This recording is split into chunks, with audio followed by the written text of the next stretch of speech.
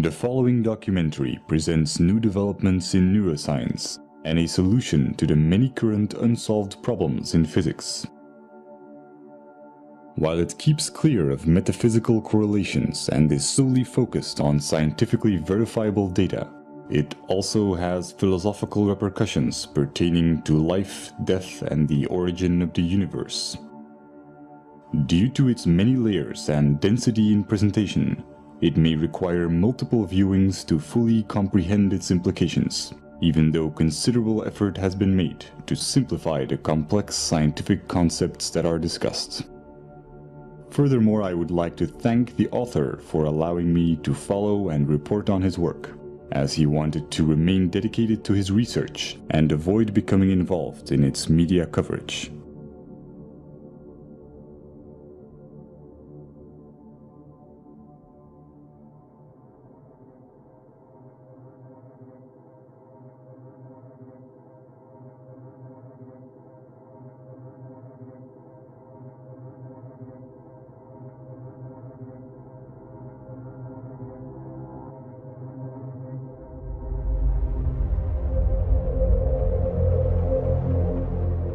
The human brain is a network of approximately 100 billion neurons.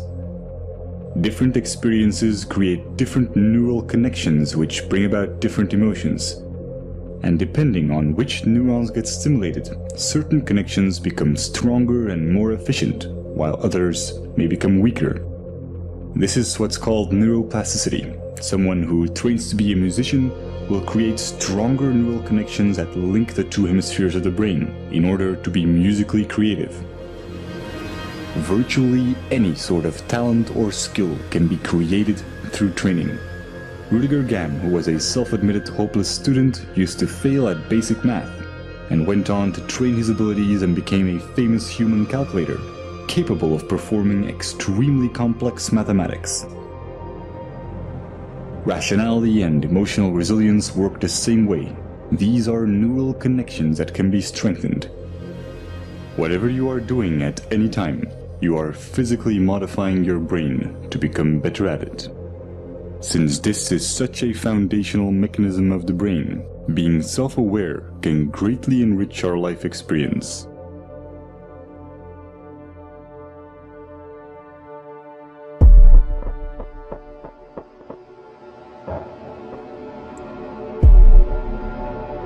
Specific neurons and neurotransmitters, such as norepinephrine, trigger a defensive state when we feel that our thoughts have to be protected from the influence of others. If we are then confronted with differences in opinion, the chemicals that are released in the brain are the same ones that try to ensure our survival in dangerous situations. In this defensive state, the more primitive part of the brain interferes with rational thinking, and the limbic system can knock out most of our working memory, physically causing narrow-mindedness. We see this in the politics of fear, in the strategy of poker players, or simply when someone is stubborn in a discussion. No matter how valuable an idea is, the brain has trouble processing it when it is in such a state. On a neural level, it reacts as if we're being threatened, even if this threat comes from harmless opinions or facts that we may otherwise find helpful and could rationally agree with.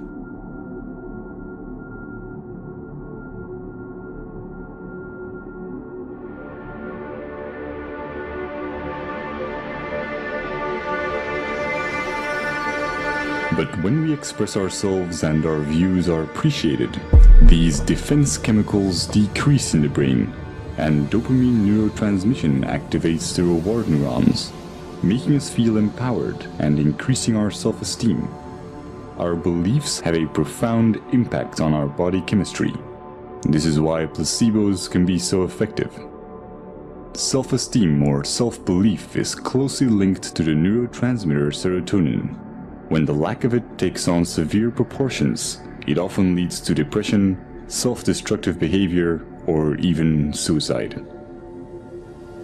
Social validation increases the levels of dopamine and serotonin in the brain, and allows us to let go of emotional fixations and become self-aware more easily.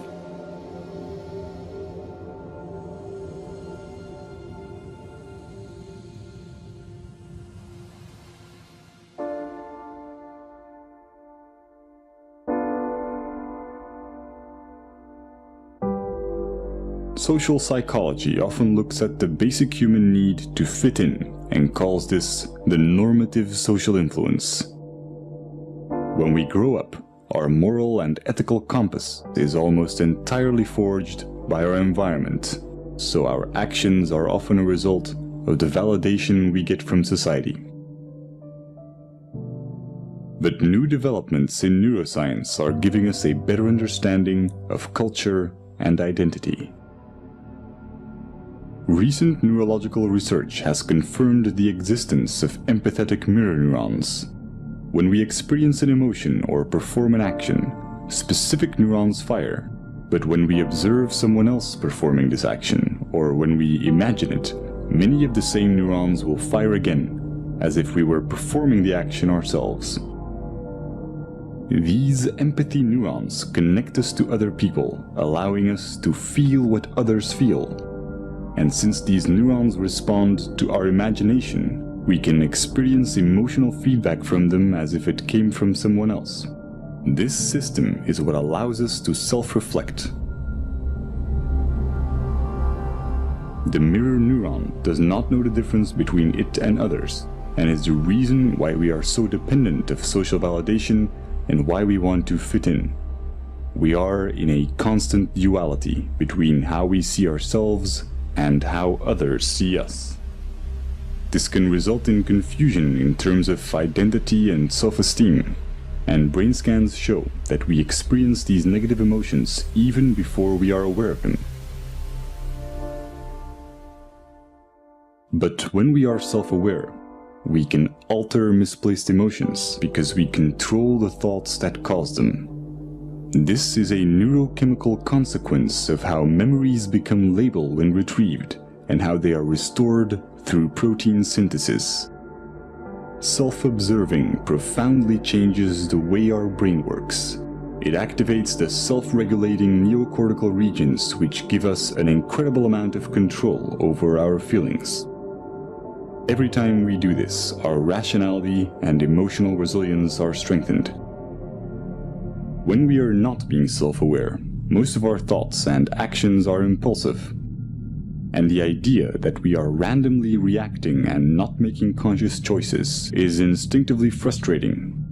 The brain resolves this by creating explanations for our behavior and physically rewriting it into our memories through memory reconsolidation, making us believe that we were in control of our actions. This is also called backward rationalization, and it can leave most of our negative emotions unresolved and ready to be triggered at any time. They become a constant fuel to our confusion, as our brain will keep trying to justify why we behaved irrationally.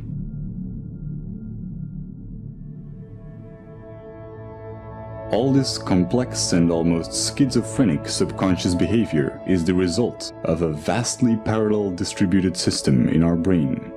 There is no specific center of consciousness. The appearance of a unity is in fact each of these separate circuits being enabled and being expressed at one particular moment in time. Our experiences are constantly changing our neural connections, physically altering the parallel system that is our consciousness.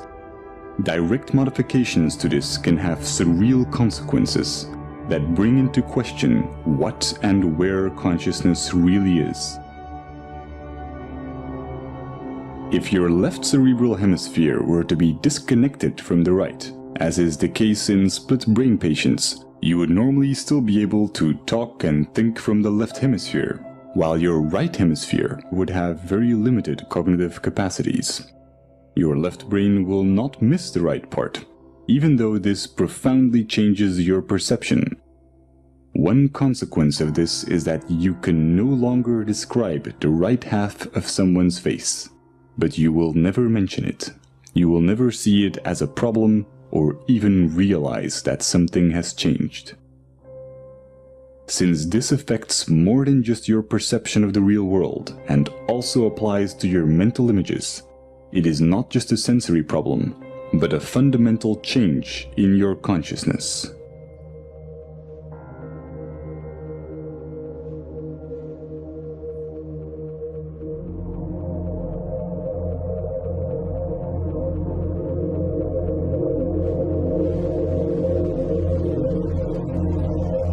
Each neuron has a voltage, which can change when ions flow in or out of the cell.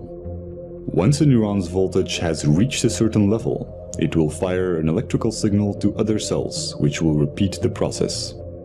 When many neurons fire at the same time, we can measure these changes in the form of a wave. Brainwaves underpin almost everything going on in our minds, including memory, attention, and even intelligence.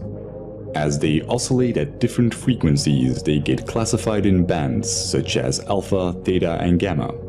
Each are associated with different tasks. Brainwaves allow brain cells to tune into the frequency corresponding to their particular task while ignoring irrelevant signals, similar to how a radio homes in on different waves to pick up radio stations. The transfer of information between neurons becomes optimal when their activity is synchronized. This is the same reason why we experience cognitive dissonance, the frustration caused by simultaneously holding two contradictory ideas. Will is merely the drive to reduce dissonance between each of our active neural circuits. Evolution can be seen as the same process where nature tries to adapt or resonate with its environment. By doing so, it evolved to a point where it became self-aware and began to ponder its own existence. When a person faces the paradox of wanting purpose while thinking that human existence is meaningless, cognitive dissonance occurs. Throughout history, this has led many to reach for spiritual and religious guidance, challenging science as it failed to give answers to existential questions, such as why or what am I?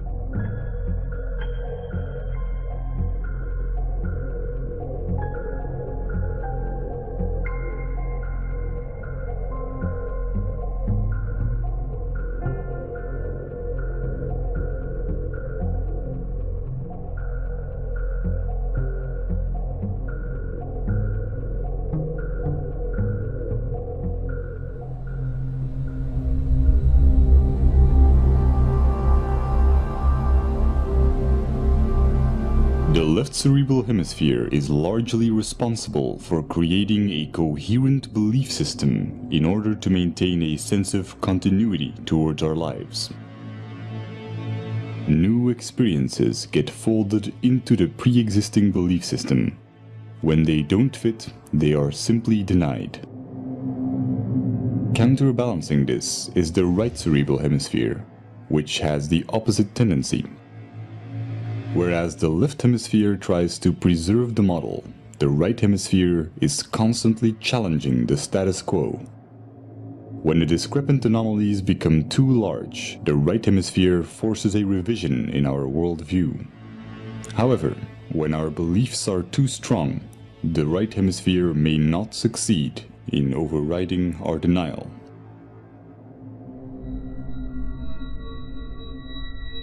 This can create a profound confusion when mirroring others. When the neural connections that physically define our belief system are not strongly developed or active, then our consciousness, the unity of all the separate active circuits at that moment, may consist mainly of activity related to our mirror neurons. Just as when we experience hunger, our consciousness consists mostly of other neural interactions for consuming food. This is not the result of some core self giving commands to different cerebral areas. All the different parts of the brain become active and inactive and interact without a core.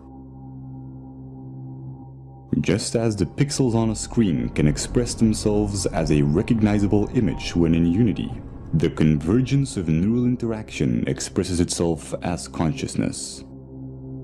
At every moment, we are in fact a different image, a different entity when mirroring, when hungry, when watching this video. Every second, we become different persons as we go through different states. When we use our mirror neurons to look at ourselves, we may construct the idea of identity. But if we do this with our scientific understandings, we see something completely different. The neural synergies that produce our oscillating consciousness go far beyond our own neurons. We are equally the result of cerebral hemispheres interacting electrochemically, as we are of the senses connecting our neurons to other neurons in our environment. Nothing is external. This is not a hypothetical philosophy. It is the basic property of mirror neurons, which allow us to understand ourselves through others. Seeing this neural activity as your own while excluding the environment would be a misconception. Our superorganismal features are also reflected in evolution, where our survival as primates relied on our collective abilities. Over time, the neocortical regions evolved to permit the modulation of primitive instincts and the overriding of hedonistic impulses for the benefit of the group. Our selfish genes have come to promote reciprocal social behaviors in superorganismal structures, effectively discarding the notion of survival of the fittest. The brain's neural activity resonates most coherently when there is no dissonance between these advanced new cerebral regions and the older, more primitive ones. What we traditionally call selfish tendencies is only a narrow interpretation of what self-serving behavior entails, wherein human characteristics are perceived through the flawed paradigm of identity, instead of through a scientific view on what we are. A momentary expression of an ever-changing unity with no center.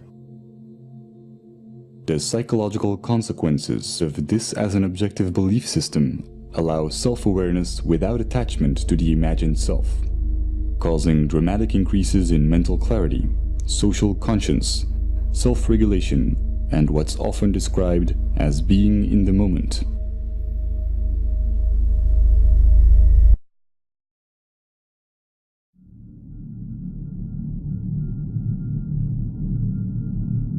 The common cultural belief has mostly been that we need a narrative, a diachronic view on our life to establish moral values. But with our current understandings of the empathic and social nature of the brain, we now know that a purely scientific view with no attachment to our identity or story yields a far more accurate, meaningful, and ethical paradigm than our anecdotal values. This is logical since our traditional tendency to define ourselves as imaginary individualistic constants neurally wires and designs the brain towards dysfunctional cognitive processes, such as compulsive labeling and the psychological need to impose expectations.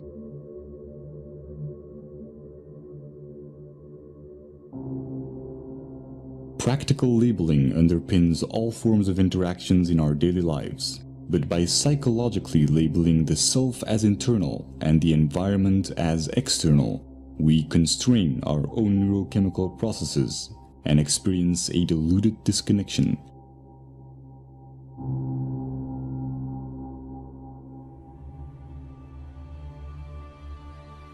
Growth and its evolutionary side effects, such as happiness and fulfillment, are stimulated when we are not being labeled in our interactions.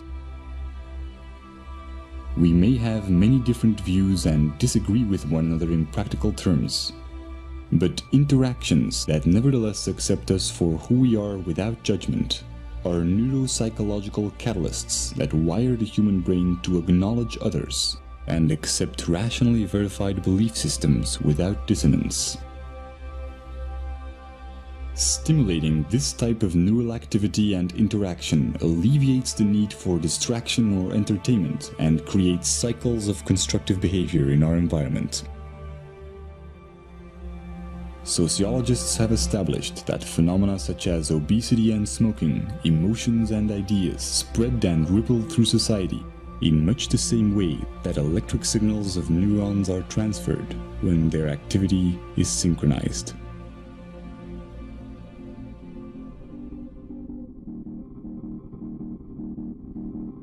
We are a global network of neurochemical reactions, and the self-amplifying cycle of acceptance and acknowledgement, sustained by the daily choices in our interactions, is the chain reaction that will ultimately define our collective ability to overcome imagined differences and look at life in the grand scheme of things.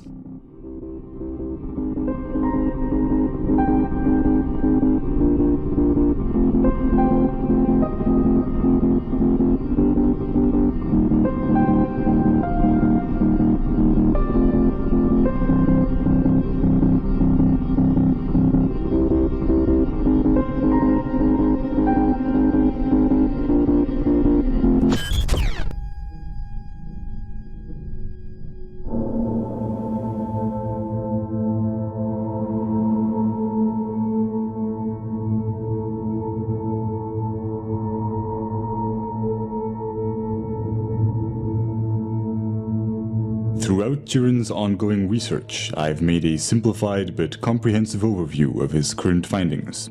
This is my interpretation of the first few months of his work on unifying quantum physics and relativity. While it may at times be difficult to follow due to the subject matter's complexity, it also has some philosophical implications which are addressed in the epilogue. Over the past century, many groundbreaking discoveries have led to scientific paradigm shifts in our understanding of the world. Einstein's theory of relativity revealed how time and space are the same fabric, while Niels Bohr's research helped us understand the building blocks of matter through quantum physics, a realm that only exists as an abstract physical description. Afterwards, Louis de Broglie discovered that all matter, and not just photons or electrons, has a quantized wave-particle duality. These breakthroughs have led to new schools of thought about the nature of reality and have inspired popular metaphysical and pseudoscientific theories, such as the human mind being able to command the universe through positive thinking. However attractive, these theories have no verifiable evidence and can slow down scientific progress.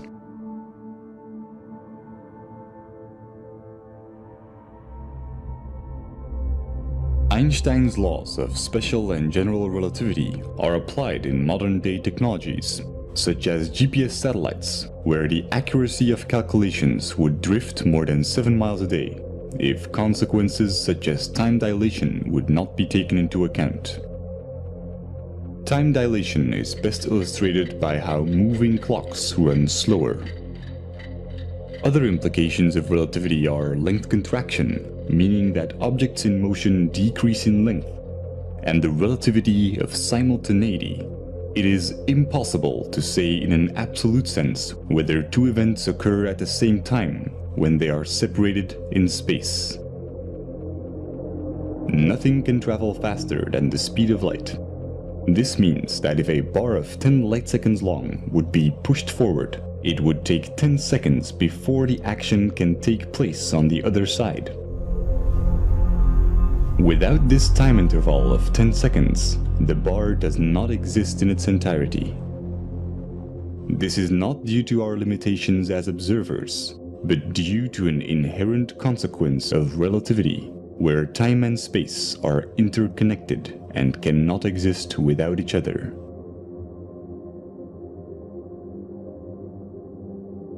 Quantum physics provides a mathematical description of much of the wave-particle duality and interactions of energy and matter.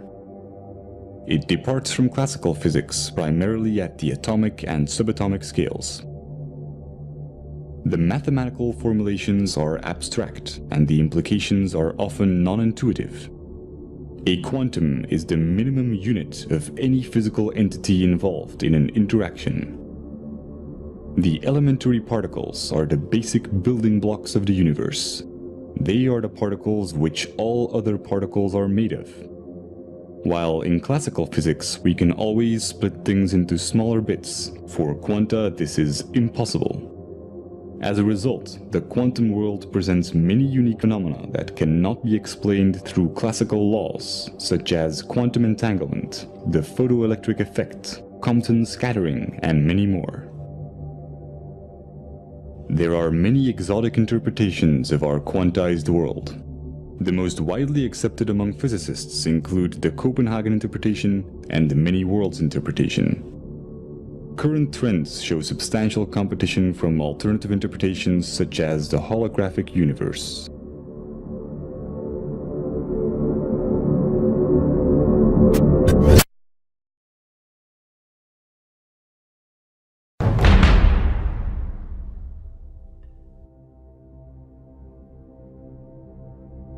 While both quantum physics and Einstein's laws of relativity are essential to our scientific understandings of the universe, there are many unsolved scientific problems, and thus far, no unifying theory.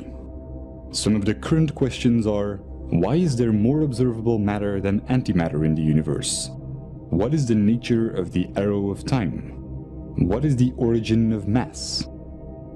One of the most important keys to finding the answer to these problems are de Broglie's equations, for which he was awarded the Nobel Prize in Physics. This formula shows how all matter has a wave-particle duality, meaning that there are moments in which it behaves as a wave, and others where it behaves as a particle. The formula combines Einstein's famous E is mc squared equation with the quantized nature of energy. Experimental evidence includes the interference pattern of C60 fullerene molecules in a double-slit experiment. The fact that our consciousness itself seems to be made up out of quantized particles has been the subject of many mystical theories. And while the relation between quantum mechanics and consciousness is unlikely to be as magical as recent esoteric movies and literature claim, there is nevertheless a profound implication.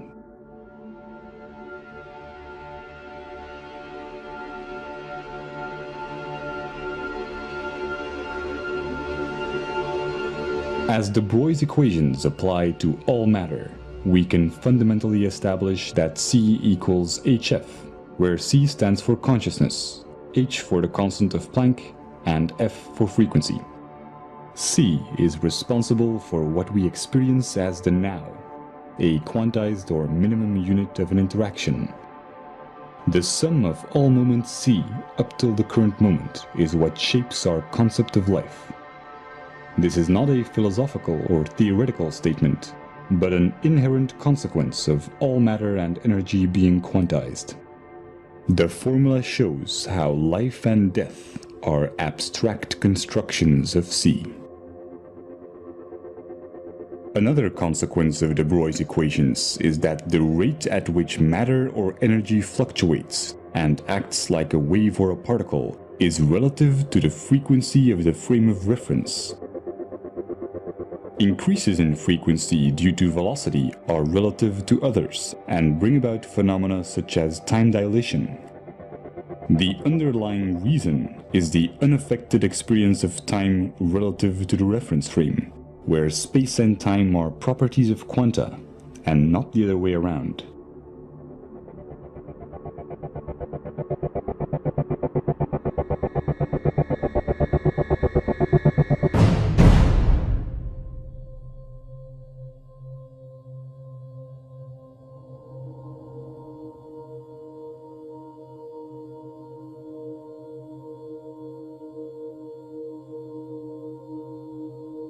Antiparticles are created everywhere in the universe where high-energy particle collisions take place.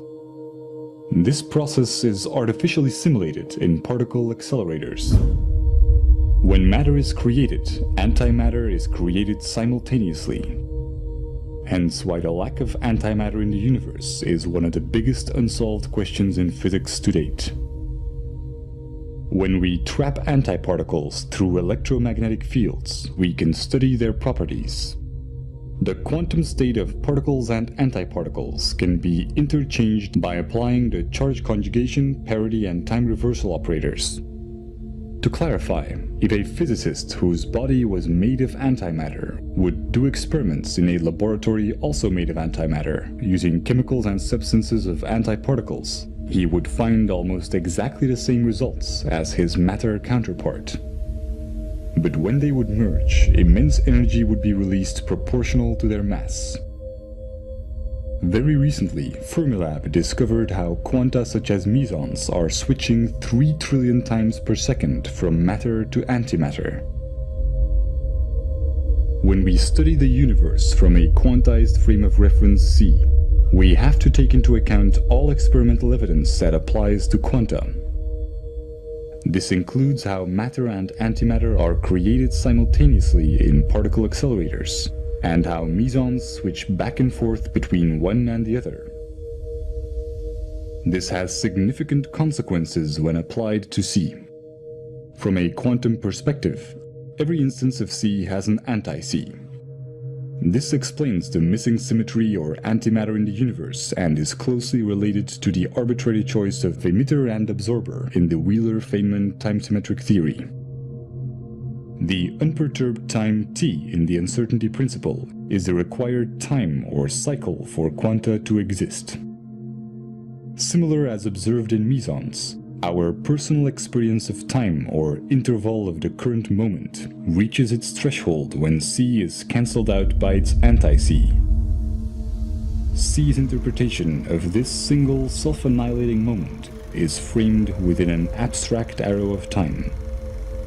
If we then want to define interaction and look at the basic properties of the wave-particle duality of quanta, all interactions would consist of interference and resonance. But since this isn't enough to explain the fundamental forces, we are required to use different models.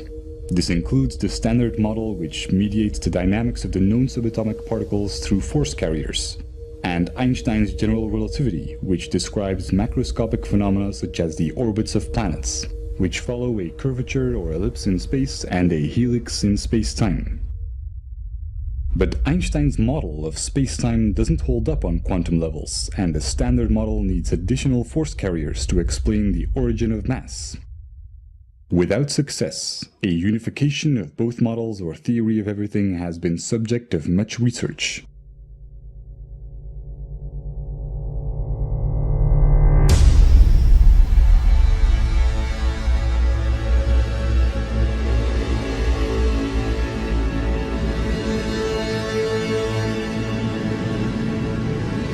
Quantum mechanics is merely mathematical descriptions, and their practical implications are often counterintuitive. Classical concepts such as length, time, mass, and energy can also be approached with similar descriptions. By building on de Broglie's equations, we can substitute these concepts with abstract vectors. This is a probability-oriented approach towards the basic and already existing concepts in physics that allows us to unify quantum mechanics with Einstein's relativity. De Broglie's equations show how all reference frames are quantized, including all matter and all energy. Particle accelerators have demonstrated that matter and antimatter are always created simultaneously. The paradox of how reality can emerge from abstract building blocks that annihilate each other can be explained by using these quanta as the frame of reference. In a simplified analogy, we need to look at things through the eyes of a photon. The reference frame is always a quantum and defines how space-time is quantized. When it increases or decreases, space-time increases or decreases as well. This is reflected in quantum mechanics as the mathematical description of the probability amplitude of the wave function, or in Einstein's relativity as time dilation and length contraction. For a quantized frame of reference, mass and energy can only be defined as abstract probabilities. Or if we want to be more concrete and establish a mathematical framework, as vectors which can only exist when we assume an arrow of time. They can be derived as resonance and interference with the reference frame, which defines the minimum unit or space-time constant c, equivalent to the constant of Planck in quantum mechanics. Experiments show how conversion of matter into energy through its antimatter brings about gamma rays with exact opposite momentum. What seems to be a conversion is the ratio between opposite vectors interpreted as distance and time, matter and antimatter, mass and energy, or interference and resonance within the abstract arrow of time of c. The sum of opposite vectors is always zero. This is the reason for the symmetry or conservation laws in physics, or why at the speed of c, time and space are zero due to length contraction and time dilation. A consequence is the Heisenberg uncertainty principle, which states that certain pairs of physical properties, such as position and momentum, cannot be known simultaneously to high precision. In a sense, a single particle is its own field. This does not explain our sense of continuity, where c cancels itself out within its own required interval. But when these vectors are exponentially amplified or accelerated relative to and within the abstract arrow of time, the underlying mathematical algorithms, also describing the fundamental forces, can bring about a consistent reality and have abstract building blocks.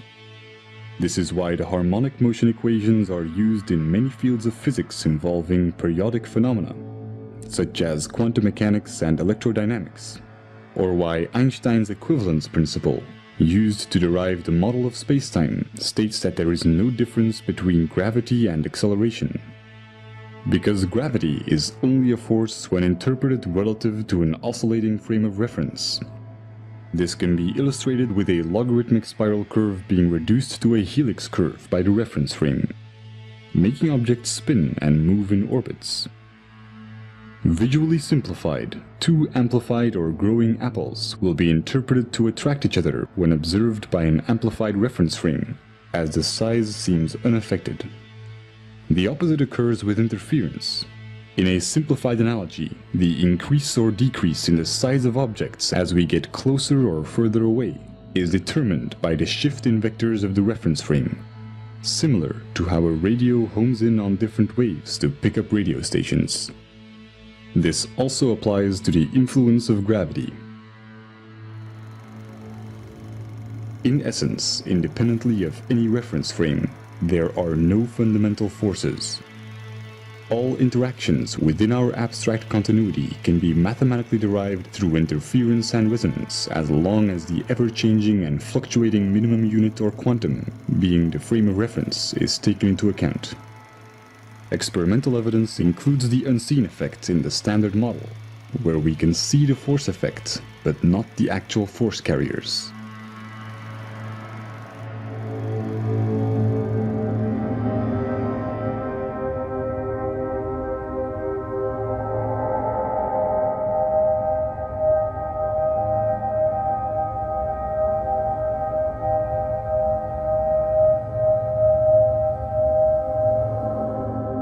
The consistent continuity of reality does not require quanta to have any specific sequence in time.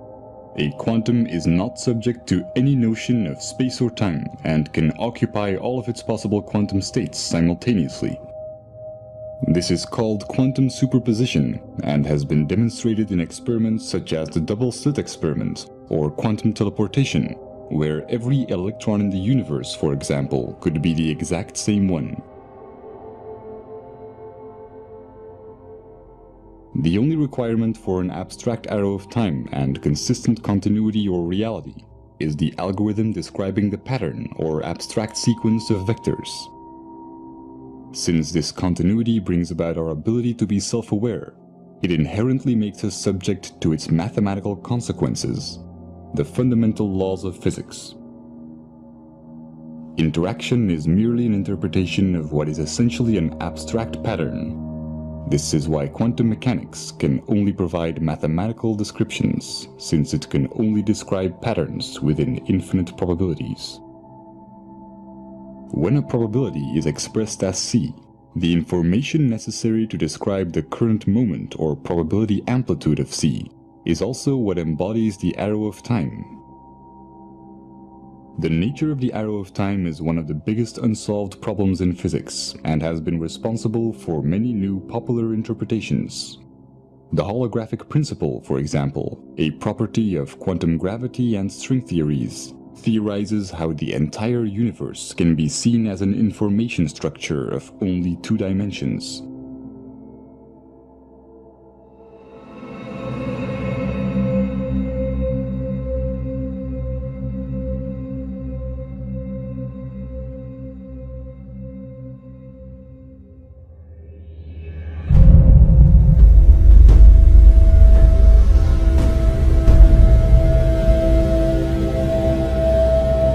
We traditionally associate the notion of an arrow of time with the sequence of events that we experience through the arrangement of short-term and long-term memories.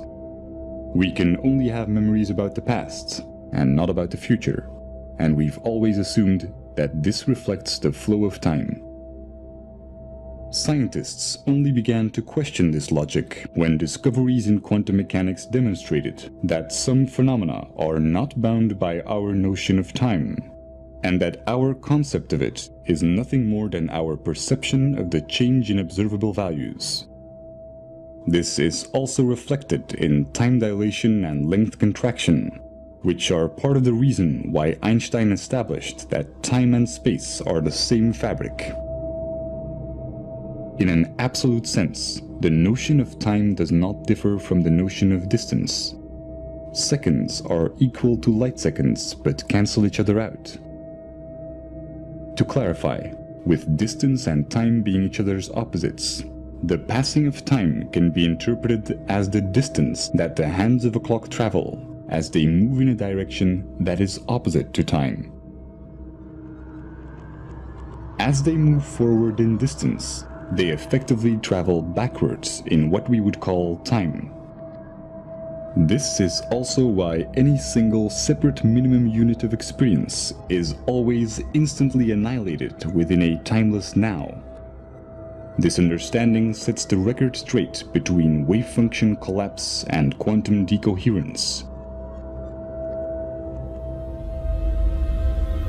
Concepts such as life and death are mere intellectual constructs, and any speculative spiritual ideas of an afterlife that takes place in a realm where the rigid mathematical underpinnings of this reality come to an end are equally fabricated. An important cosmological consequence is that the Big Bang theory, where the universe is traced back to one point by looking at the past, is a misconception. The traditional assumption of space-time, where space is 3-dimensional and time plays the role of a 4th dimension, is inaccurate. If we would want to study the origin of the universe, we would actually have to look forward, since C's time vector direction is opposite to the arrow of distance, from which we perceive an expanding universe. Although this temporal mapping of the universe will only yield abstract concepts with no relation to its quantum underpinnings. Experimental evidence includes the accelerating expanding universe, following what is known to be an inverse or time-reversed black hole metric, as well as the many problems related to the Big Bang theory, such as the horizon problem.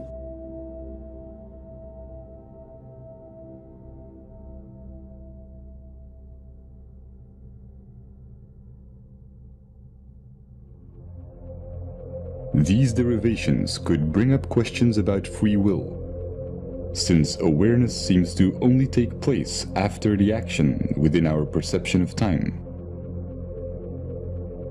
Most neurological investigations that have shed light on this question show that action is indeed taken before becoming conscious of it. But a deterministic point of view is based on an erroneous concept of time, as is illustrated by the mathematical probability descriptions in quantum mechanics. These understandings will be relevant for future neurological research, since they show how any neural circuit is a vector with direction, underpinning cognitive dissonance and interference or resonance within C.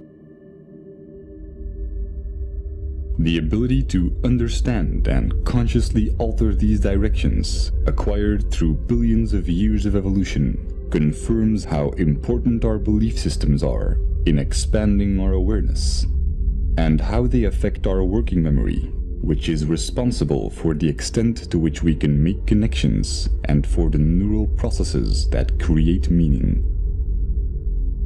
It also explains how artificial awareness will require a network of independent processors instead of a linear sequence of complex algorithms.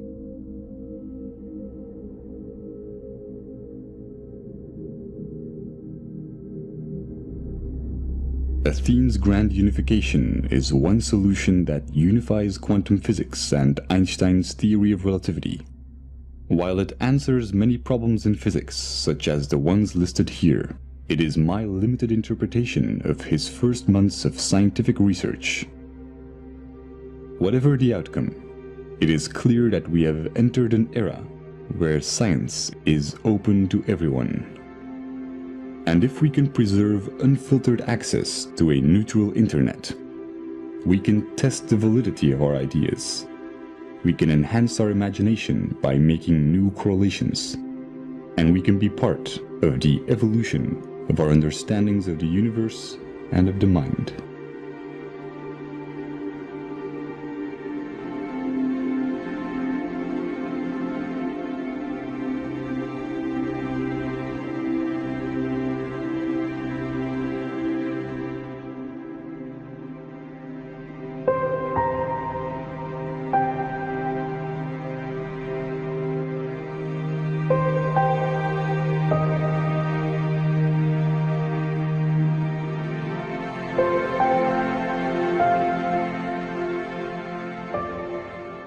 In quantum mechanics, we have learned to approach reality differently and see everything as probabilities instead of certainties. In a mathematical sense, anything is possible. As well as in science as in our daily lives, the extent to which we can calculate or figure out probabilities is determined by our intellectual capability to recognize patterns. The less biased we are, the clearer we can identify these patterns and base our actions on reasonable probabilities. Since it's in the very nature of our brain's left hemisphere to deny ideas that do not fit into our current paradigm, the more attached we are to a belief system, the less able we are to make conscious choices for ourselves. But by observing this process, we expand our awareness and enhance our free will. It is said that wisdom comes with age, but with openness and skepticism, the key principles of the scientific method. We don't need decades of trial and error to sort out which of our convictions may be improbable. The question is not whether our beliefs are right or wrong, but whether or not being emotionally attached to them is more or less likely going to benefit us. There is no such thing as a free choice while being emotionally attached to a belief system. The moment we are self-aware enough to realize this, we can truly work together to figure out the real odds of what will benefit us the most.